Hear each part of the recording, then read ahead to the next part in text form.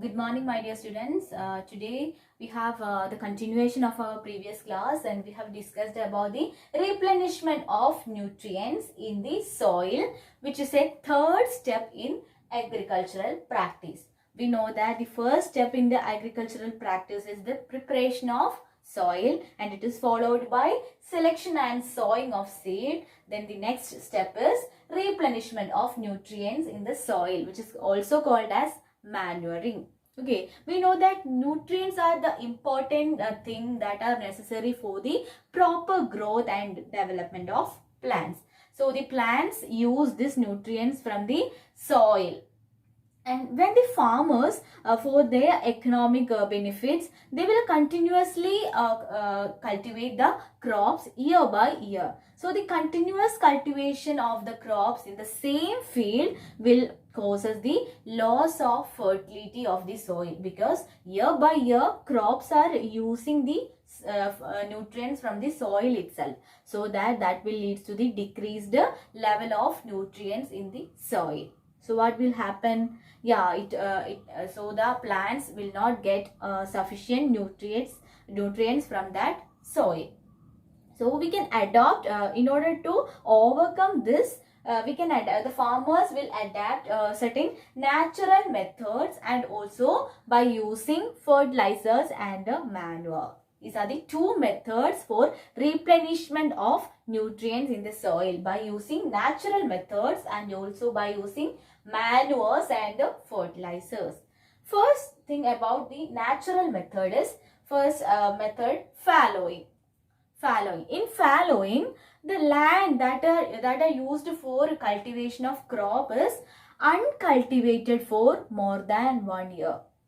The land that is kept uncultivated for more than one or more years, that will add nutrients to the soil, because there may be some plants and plants, animals or animal dungs present in the soil of that crop field.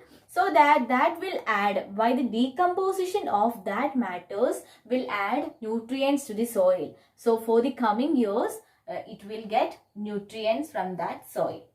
That is the first method called fallowing. The land that are used for cultivation is kept uncultivated for 1 or more years for the replenishment of nutrient. The second method is by crop rotation. The more than one crops are cultivated in a alternate manner. The crops, the different types of crops are cultivated alternately in the same field. For example, farmers can cultivate wheat or rice in a field, and then the coming season or the coming year they will cultivate another crop like pea plants, soybean plants, etc. By cultivating such kind of leguminous plant, it will add nitrogen to the soil, right? You have already studied about such kind of leguminous plants.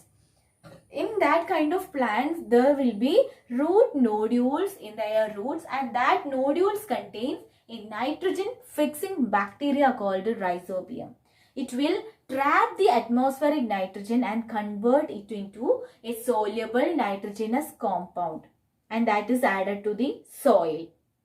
So this soluble form of nitrogenous compound can be easily absorbed by the plants. So it will also fertilize the soil with nitrogen.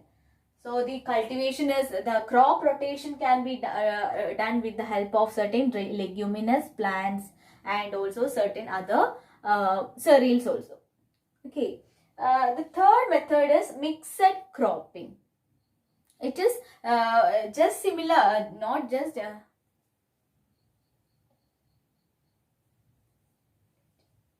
it is a little similar to crop rotation, but in mixed cropping, at the same time on the same field, more than one crops are cultivated. For example, wheat or rice is cultivated along with the pea plant. So the mixed cropping means more than one crop is cultivated. 2 or more crops can be cultivated at the same field at the same time.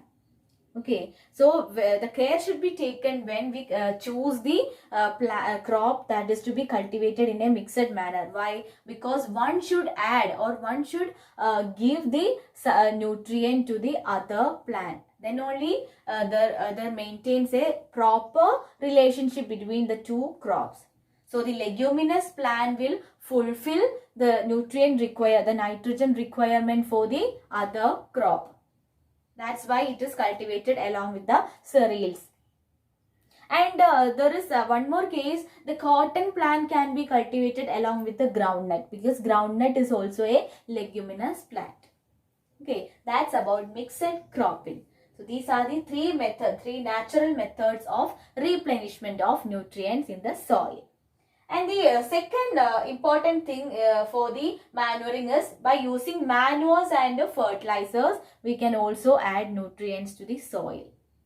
Manures are the organic material. Manures are the organic material that is rich in nutrients and that is formed by the decomposition of plants and animal waste by using microorganisms.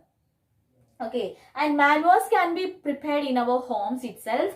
They can be prepared by using the domestic waste, organic waste material, and also the fecal matter of human beings. Then waste from the farm, then sewage waste, weeds, dry leaves, etc. All these can be used for preparing manures.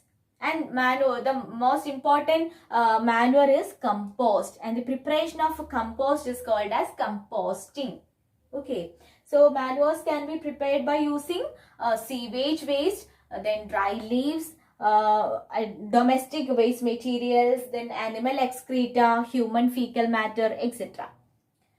And the biological process in which the microbes decompose the organic material, organic matter by decomposition, or for the preparation of manures are called as composting.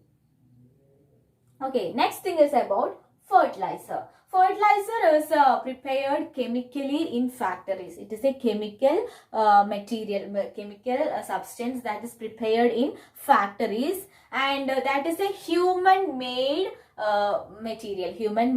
chemical material that is prepared in factories, and that are rich in nutrients like NPK, nitrogen, phosphorus and potassium. These three elements are important for the growth of plants. So by using fertilizers, it is provided to the soil in a more quantity. Okay, since the fertilizers are water soluble, it can be easily absorbed by the plants.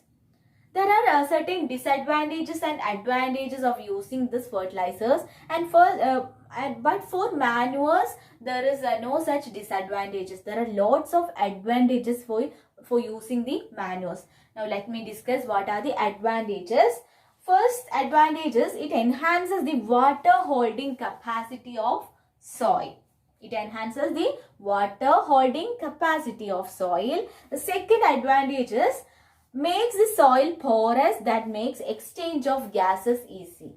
We know that when the soil is very hard, it is hard to penetrate the roots. So that when there is sufficient air space between the soil particle, the roots can easily penetrate. So by using manures, it makes the soil porous and also it enhances the gaseous exchange.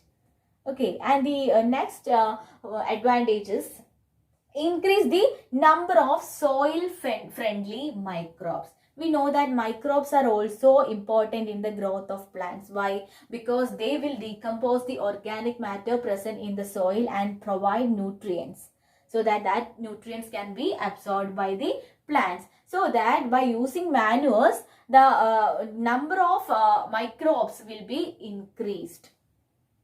And next advantage is it improves the texture of soil. And also it adds humus to the soil. We know that humus will makes the soil a loose nature, so that the roots can easily penetrate through that.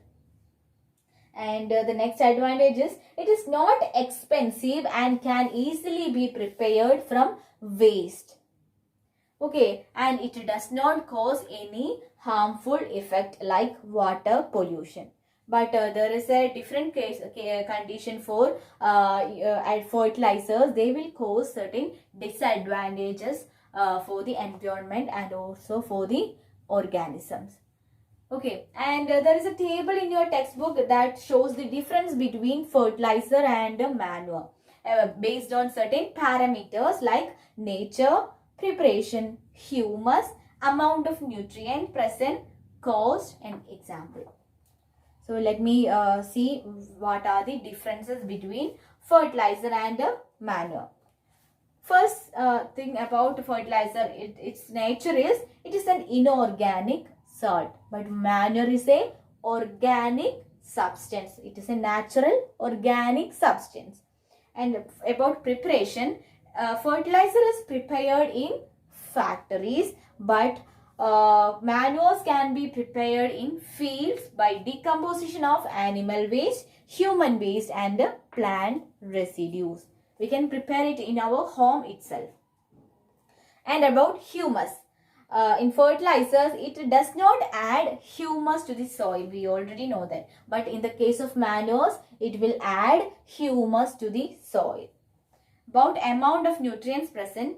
The fertilizer is rich in plant nutrients like nitrogen, phosphorus, and potassium.